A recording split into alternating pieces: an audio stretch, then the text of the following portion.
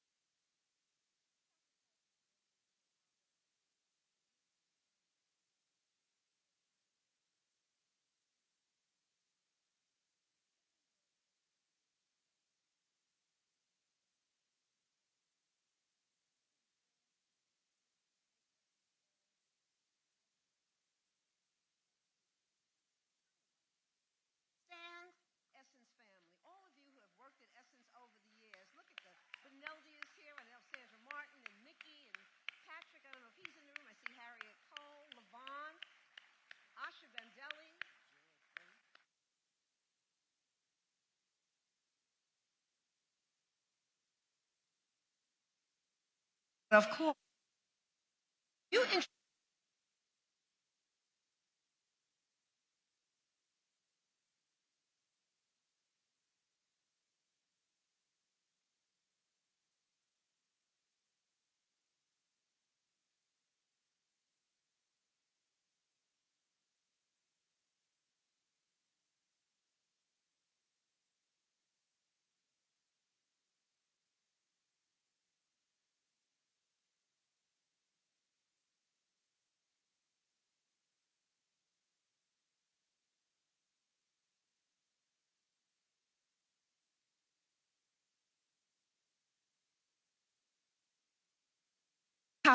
top of the mark. That's who you are. Take care of yourself. We need you so. And that's what we're saying to all of us. Self-care is the critical piece right now. This is the great vision of CARES, to help us sustain ourselves, maintain ourselves, to help us seed and sustain a self-supporting, self-renewing community, entrepreneurship, a community that tends to its families, nourishes the children, supports community-owned businesses. I want to see us own businesses in our communities. We can do that. And to model what it really looks like to truly care for one another. So working together, we can create America the Beautiful. That's really what I write about a lot when we're reaching out to our corporates. We're creating America the Beautiful. We can make it real. But first, we must interrupt the drift toward selfishness and cruelty and chaos. We must reject any future that is built on fair domination or the erasure of our history and shared humanity. In the wealthiest nation in the world, there is no moral justification for hungry children, none at all. No excuse for under-resourced schools and poorly paid teachers, the heroes and sheroes of our world. How do we underpay teachers? Educators, there's no defense for shredding young lives, writing them off as collateral damage. Not in this nation that their ancestors, our ancestors, built. Not after all that was sacrificed, not on our watch. So tonight, we claim our role.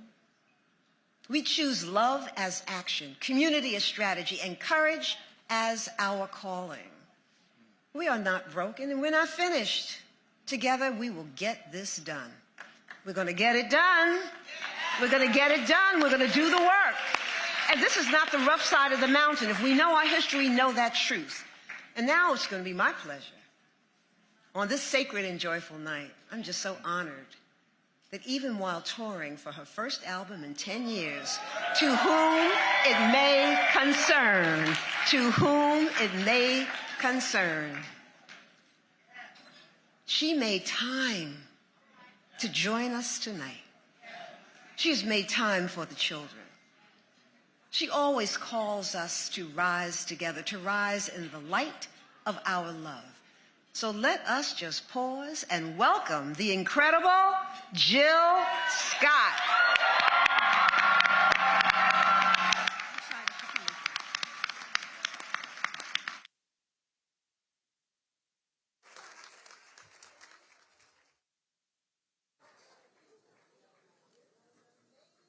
Thank you.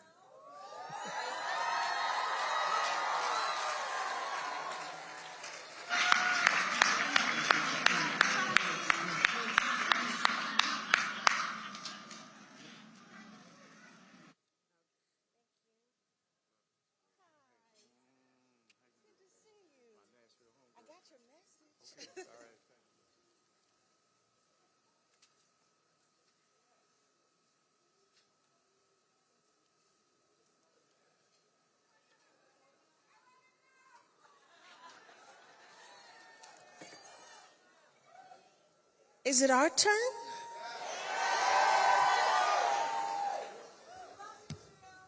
Thank you kindly. I appreciate it. Good evening, everyone. How are you tonight? I'm just trying to see where Miss Susan Taylor is going. Are you staying right here? I'm following orders. Fantastic. Oh, more pictures. Let's do it. Wish you were higher.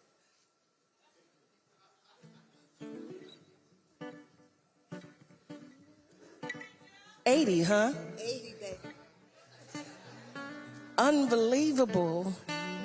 80. The things you've seen, the places, the spaces. These are the Freemen. Birthday to you. All right now. Wishes you happy birthday to you. All right now. The lovely, exquisite, Susan Taylor. Grande dame, powerful, grace-filled queen. Queen long before we were assigning such names. Way to take over, mother. Way to empower. Way to make gloriousness sing. The lovely, exquisite Susan Taylor. You enrich and gift us. You assign us unto us into our own category.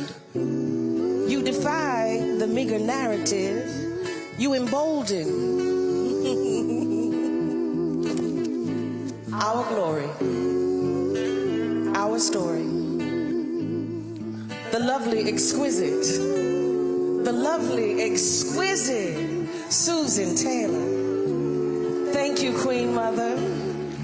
Happy 80th birthday. Bless you, iconic sister. Happy birthday, my love.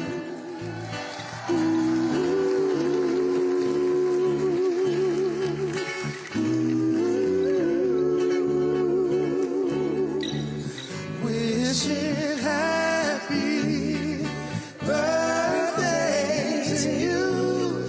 Can I hear y'all? Huh? Wishing happy birthday to you. Oh, yeah. Wishing happy birthday to you. Can't hear you in here tonight, huh? Wishing you happy birthday to you. That little curtsy after that.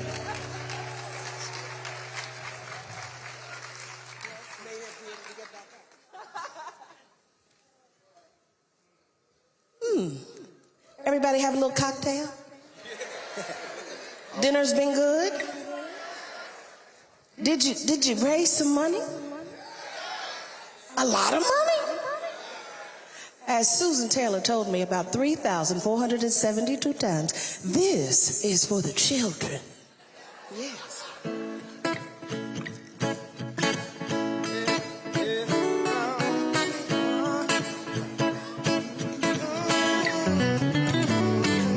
Come on. You're welcome to sing along if you like.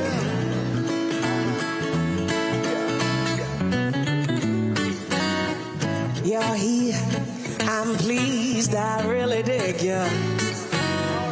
Your style, your smile, your peaceman.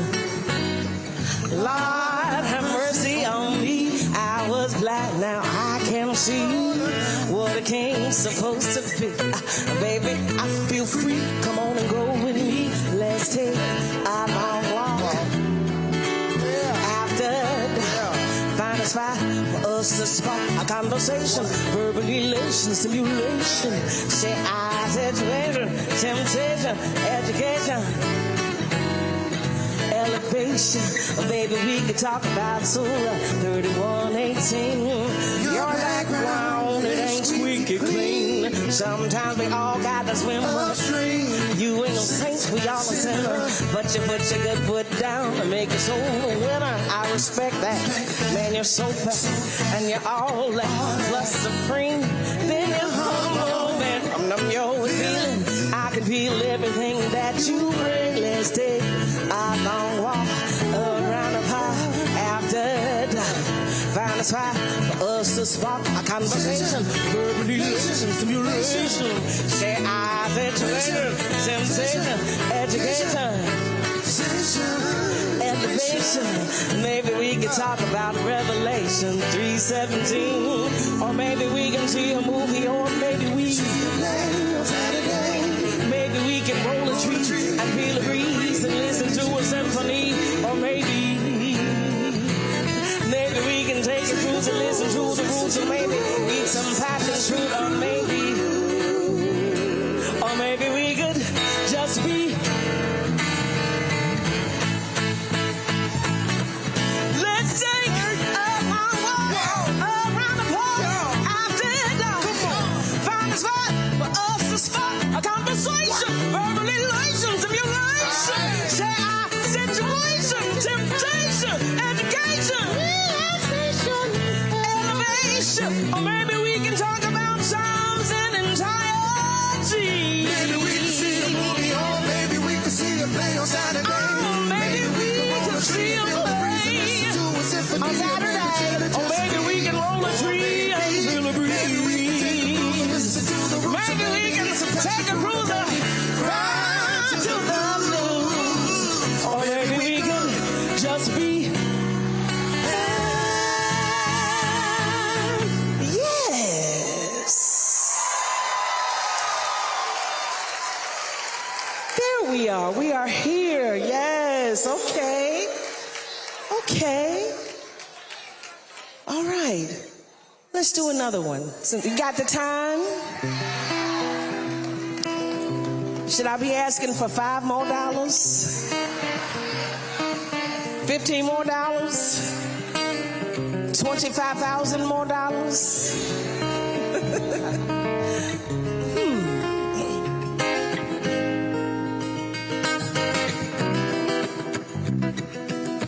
This ain't a happenstance or a whim. Our love is continually continuing. Saint or sin, it's deeper than. Our love is bigger than time or race. Our love is rhythm and shine. It resonates in every place. It fills the space. My beautiful people.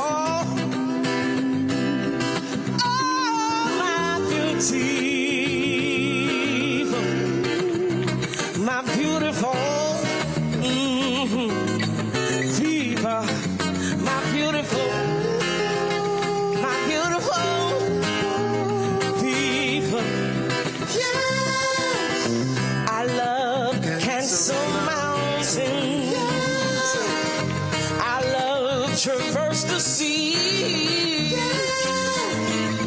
I love is the outer wall, conquering all algorithms and wicked systems of things. I love ain't a glitzy Valentine or myth. I love ain't no fable to tell. I love is real. I love is the gift when truly felt and sincerely meant. Oh, my beautiful people. Yeah. My beautiful people. My beautiful people. I just want to raise some money with you if it's cool. I am genuine. I love your soul. I love your soul. I do. I just want to shine in the night like a star with you.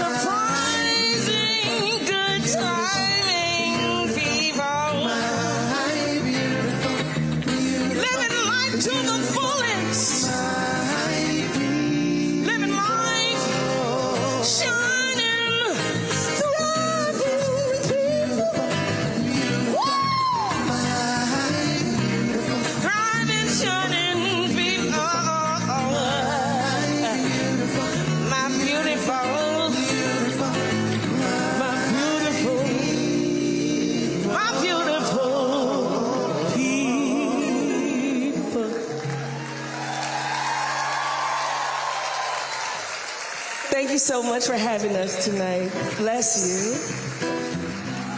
How many people donated money?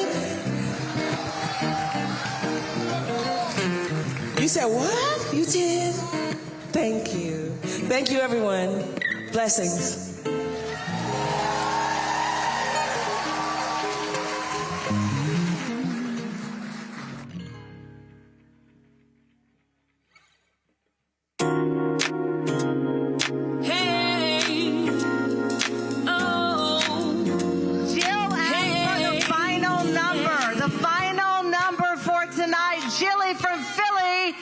Because of you, because of this night, I have the number. Are you ready? Write it down, spread the word, add to it, continue to it. And that means that Roland and Michael Eric Dyson, in that chaotic insanity that will go down in the hieroglyphics of Egyptian unorthodoxy, $327,000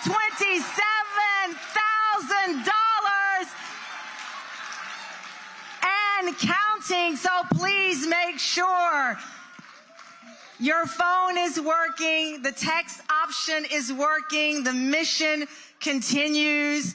Susan L. Taylor, Kefra Burns, we are your legacy.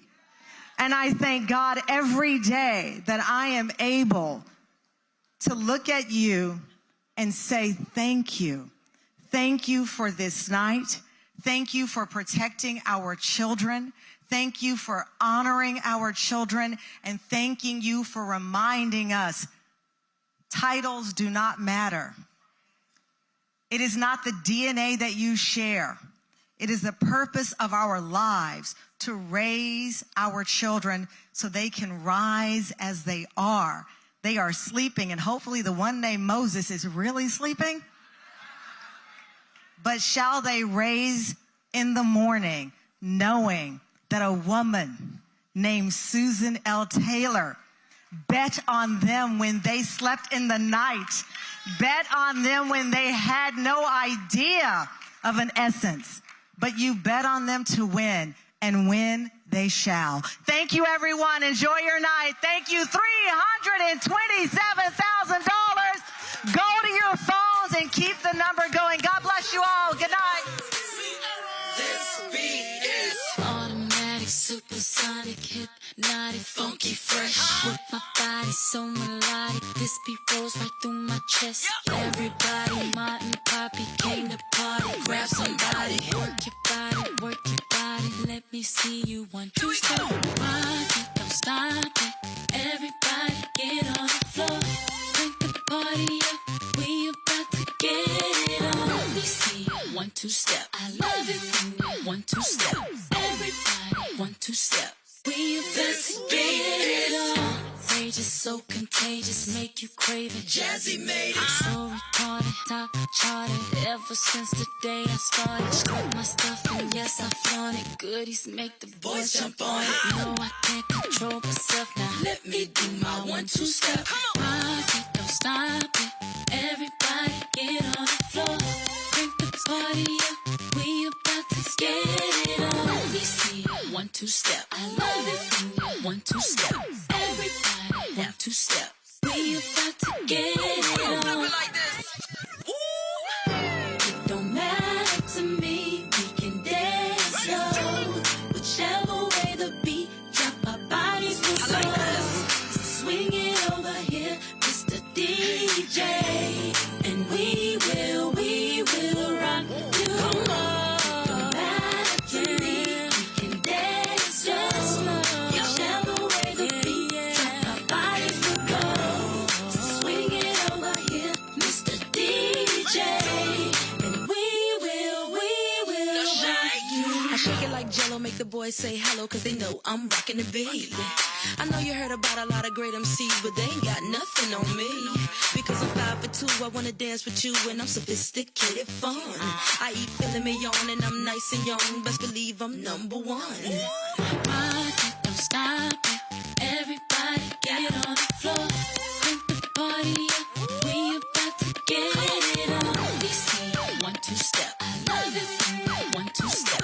Everybody 1, 2 step. We about to get it on. Rock it, don't stop it. Everybody get on the floor. Crank the party up, we about to get it on. We see 1, 2 step. I love it when we 1, 2 step. Everybody 1, 2 step. We about to get it on. This is for the hearing impaired. A Jazzy Faye production.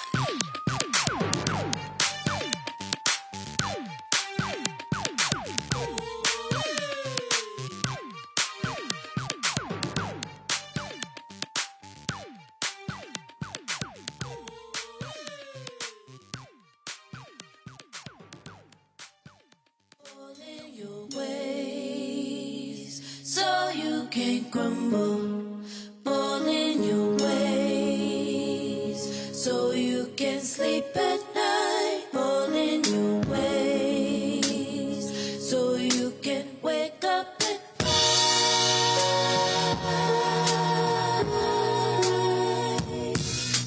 Fall in your ways, so you can't crumble. Fall in your ways, so you can sleep at night. Fall in your ways, so you can wake up and rise.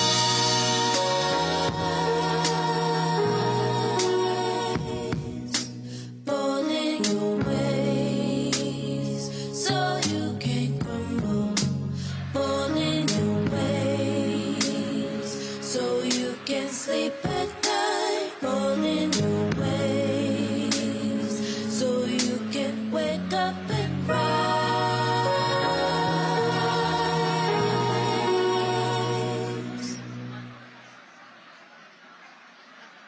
Walk in your ways, so you won't crumble. Walk in your ways, so you can sleep at night. Walk in your ways, so you will wake up and rise.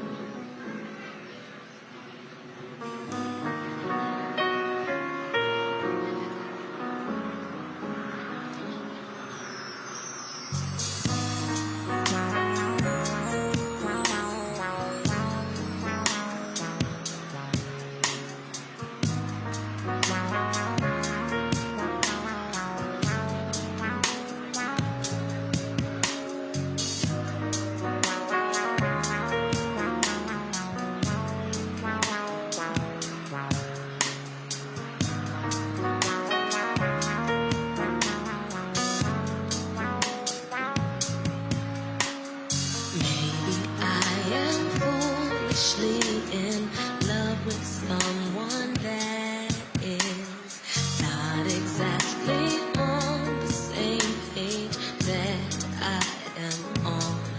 Well, all my friends keep telling me to stop walking around so blindly. But when he calls, they're not around to ever remind me. Maybe this isn't love. If it isn't love, then really what is love? Maybe I will never really know what's love. 'Cause when he's around, he got me feeling some kind of way. Maybe this isn't love.